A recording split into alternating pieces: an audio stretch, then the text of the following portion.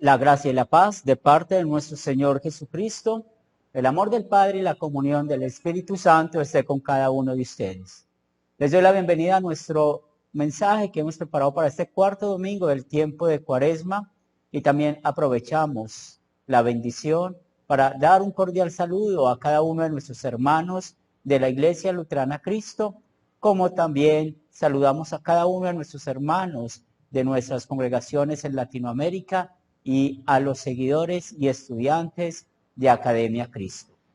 Es una bendición estar con ustedes hoy compartiendo el mensaje de la palabra de Dios.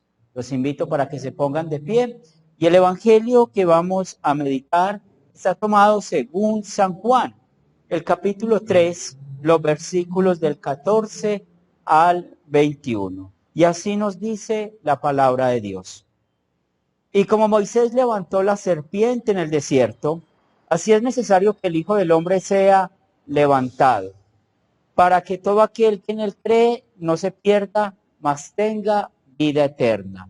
Porque de tal manera amó Dios al mundo que ha dado a su Hijo unigénito, para que todo aquel que en él crea no se pierda, mas tenga vida eterna. Porque no envió Dios a su Hijo al mundo para condenar al mundo, sino para que el mundo sea salvo por él. El que en él cree no es condenado, pero el que no cree ya ha sido condenado porque no ha creído en el nombre del unigénito Hijo de Dios. Y esta es la condenación, que la luz vino al mundo y los hombres amaron más a las tinieblas que la luz, porque sus obras eran malas, porque todo aquel que hace lo malo aborrece la luz y no viene a la luz, para que sus obras no sean reprendidas. Mas el que practica la verdad viene a la luz, para que sea manifiesto que sus obras son hechas en Dios. Este es el pasaje que vamos a meditar. Los invito para que se sienten. Estimados hermanos, amigos de nuestro Señor y Salvador Jesucristo, en este cuarto domingo del tiempo de Cuaresma, el Espíritu Santo, usando este pasaje del evangelista Juan, nos dice cómo la Cuaresma nos muestra los 4 conceptos importantes para nuestra vida de creyentes. En los estudios que ofrecemos en Academia Cristo, encontramos una sección que llamamos los 4 conceptos. Este es un estudio que consta de 4 clases donde enseñamos qué es el pecado, la gracia, la fe y las obras. Les recomiendo este estudio para que puedan crecer espiritualmente y también evangelizar a otros, enseñarles a otros la palabra de Dios. Pero preparando este sermón para este cuarto domingo de Cuaresma, me di cuenta que no solamente el pasaje del Evangelio, sino todas las lecturas en las cuales estamos hoy reunidos tienen estos 4 conceptos. Por eso es una bendición poder hoy hablar unido con la palabra de Dios, con este mensaje que hemos escuchado y preparado para hoy, hablar más, que son estos 4 conceptos. Por eso vamos a hablar del primero, el pecado. Para poder entender un poco más qué es el pecado, basémonos en la diferencia que tenemos con la iglesia evangélica o la iglesia reformada en cuanto a cómo ellos ven el pecado. Para ellos, para que algo sea pecado, necesita que la razón lo entienda. Por eso ellos no bautizan a los niños, porque dicen que no tienen pecado. Porque para saber si algo o alguien pecó, pues necesita tener el uso de la razón. Pero cuando estamos viendo qué es el pecado, no necesitamos de la razón, necesitamos vernos a nosotros mismos. Simplemente veamos nuestra carne. Cuando pienses en el pecado, cuando quieras saber qué es el pecado, mira tu carne. El pueblo de Israel, después de haber salido libre de la esclavitud de Egipto, y vivir bajo la protección de Dios en el desierto, podemos ver cómo ellos olvidaron ser agradecidos a Dios. Y nos dice Números capítulo 21, el versículo 5, y habló el pueblo contra Dios y contra Moisés. ¿Por qué nos hiciste subir de Egipto para que muramos en este desierto? Pues no hay pan ni agua y nuestra alma tiene fastidio de este pan tan liviano. ¿Por qué fue tan fácil para el pueblo decir estas palabras en contra de Dios y Moisés? Por su pecado. La falta de agradecimiento está relacionado con el pecado porque muestra cómo nuestra carne nunca está satisfecha. Creemos que Dios es injusto y no se compadece de nosotros en este mundo, y no solamente podemos ver que el pueblo de Israel pecó contra Dios, sino que usted y yo también somos expertos por nuestro pecado de criticar a Dios y pecando así contra el primer mandamiento, porque no estamos felices la manera en que Dios nos da, la manera en que Dios nos trata a nosotros. Y es por esto que también llega la codicia a nuestras vidas y pecamos contra el 9º y 10º mandamiento, porque por naturaleza queremos vivir como reyes en este mundo. Solo basta mirar nuestra carne y ver que amamos no dar en el blanco, cómo en verdad nuestra carne ama estar en contra de la voluntad de Dios que está expresada en los 10 mandamientos, y por esto nuestro pecado hace que la carne siempre esté en un conflicto con Dios. En el Evangelio para este día vemos cómo Juan nos dice que esta es la condenación, que la luz vino al mundo y los hombres amaron más las tinieblas que la luz, porque sus obras eran malas, porque todo aquel que hace lo malo aborrece la luz y no viene a la luz para que sus obras no sean reprendidas. Este pasaje del Evangelio de hoy, leyendo los versículos 19 al 20 del Evangelio de Juan capítulo 3, nos dice que por naturaleza nosotros amamos las tinieblas. Por naturaleza nosotros rechazamos la luz. ¿Y por qué lo hacemos? Pues recordemos que en el contexto la luz es Cristo. Y nosotros rechazamos a Dios, rechazamos la obra de Cristo, rechazamos la luz, porque lastimosamente encontramos libertad en el pecado. Encontramos libertad en no guardar los mandamientos de Dios, porque encontramos felicidad en este mundo confiando que en verdad la codicia es algo que nos muestra cómo alimenta nuestra carne y cómo aparentemente nos da la verdadera felicidad en este mundo. Es por esto que existe el adulterio, porque nunca se está feliz con la pareja que Dios nos ha dado. Es por esto que existe el robo, porque nunca estamos satisfechos con el pan diario que Dios nos da fielmente. Es por esto que existe el aborto, porque queremos salir de las complicaciones en las cuales nos metemos en este mundo. Y es por esto que cada vez queremos vivir más solos, porque creemos que somos mejores que los demás. Nuestra carne, en verdad, nos hace libres de Dios, pero esclavos del pecado, esclavos del diablo, esclavos del infierno. Y esto nos lleva a ser incrédulos. Y por esto en Juan capítulo 3, versículo 18 leemos: el que no cree ya ha sido condenado porque no ha creído en el nombre del unigénito Hijo de Dios. En la lectura de Efesios escuchamos en el capítulo 2, versículo 4, pero Dios, que es rico en misericordia por su gran amor nos amó. Ya sabemos que nosotros amamos la carne, pero Dios es más poderoso que esto y lo demuestra con su riqueza y sobre todo en el momento en el cual Él por medio de la obra del Espíritu Santo nos muestra qué es la gracia. Ya hablamos del pecado, vamos a hablar del segundo concepto, la gracia. Usted y yo, como estudiantes de la Biblia, sabemos que la palabra gracia significa un regalo inmerecido, porque Dios nos ha dado a nosotros no lo que merecemos, merecemos el castigo en el infierno, sino que nos dio lo que necesitamos, su amor, su perdón.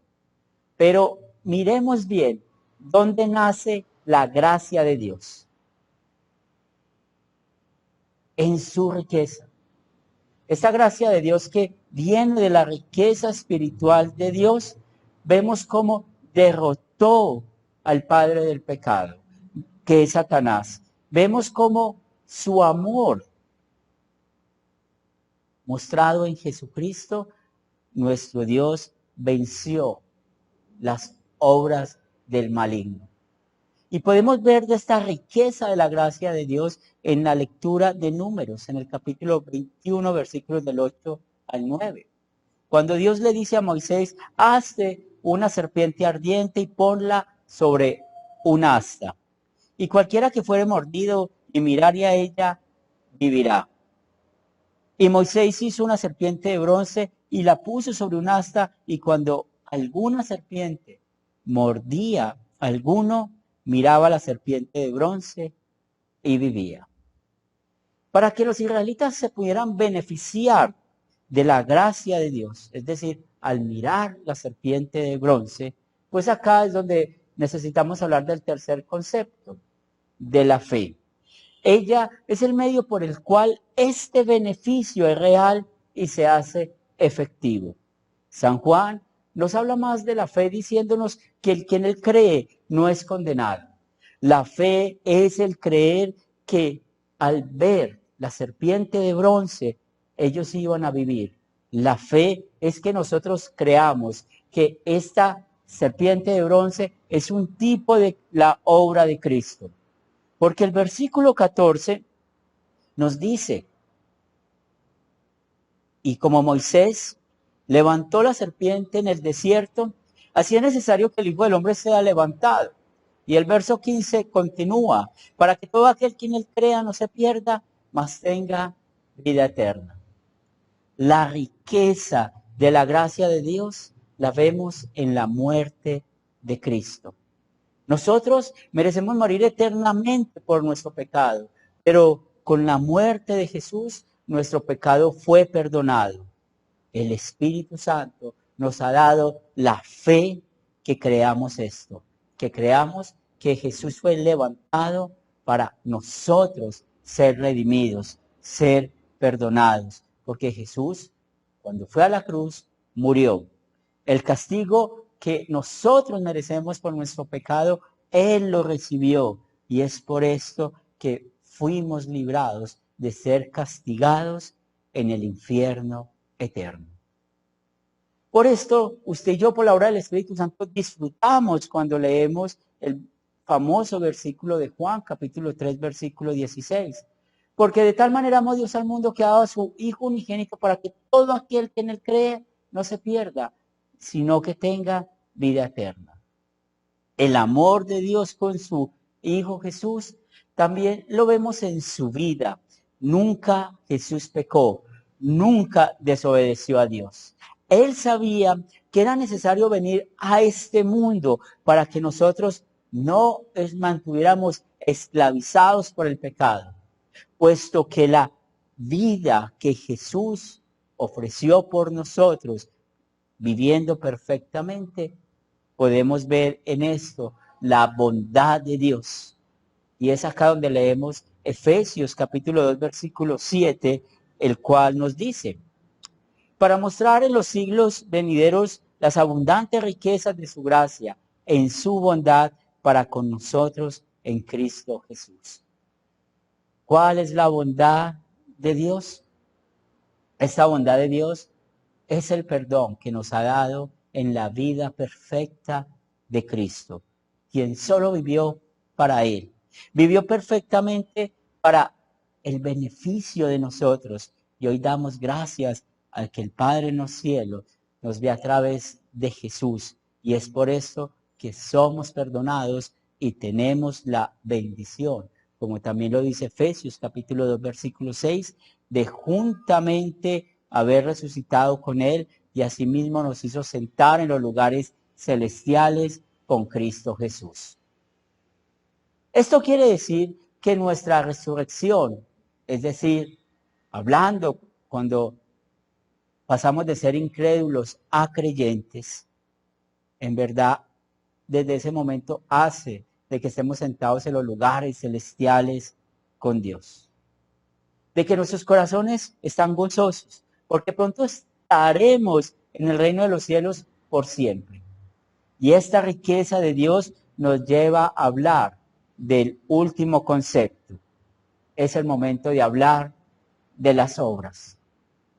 Hoy, muchos tienen un serio conflicto con este tema de las obras, porque ellos siempre están luchando por esa posibilidad de ganar la misericordia de Dios. Esta lucha de sus obras, es decir, de cuántas obras hacer para ser salvos, encontramos la respuesta a lo que sucederá con ellos en Romanos capítulo 3, el verso 20. Ya que por las obras de la ley ningún ser humano será justificado delante de él. Pero nosotros hoy damos gracias infinitas porque las obras que hacemos están conectadas con el agradecimiento a Dios, están conectadas con la obra que Cristo hizo para salvarnos. Hacemos obras porque somos agradecidos con el Padre en los cielos por la obra de Jesús al salvarnos. Y el Espíritu Santo hace de que consideremos bien lo que nos dice el versículo 21 de este Evangelio de Juan. El que practica la verdad viene a la luz para que sea manifiesto que sus obras son hechas en Dios. Jesús es la verdad. Jesús es la luz. Y Él hace que por amor y agradecimiento a Él, las obras que hacemos guiadas y producidas por el Espíritu Santo es lo que llamamos los frutos de la fe. Y es donde conectamos nuestras vidas con los 10 mandamientos, los cuales en verdad no nos esclavizan. Cuando nosotros vivimos guiados por los mandamientos, estamos en la verdadera libertad. Hoy, por la obra del Espíritu Santo, podemos mirar a los ojos a nuestro prójimo, porque pedimos perdón por haberle ofendido, por haber tenido un comportamiento malo en su contra. Y es por la obra del Espíritu Santo que lo miramos y con amor en nuestros ojos le decimos que nos perdone.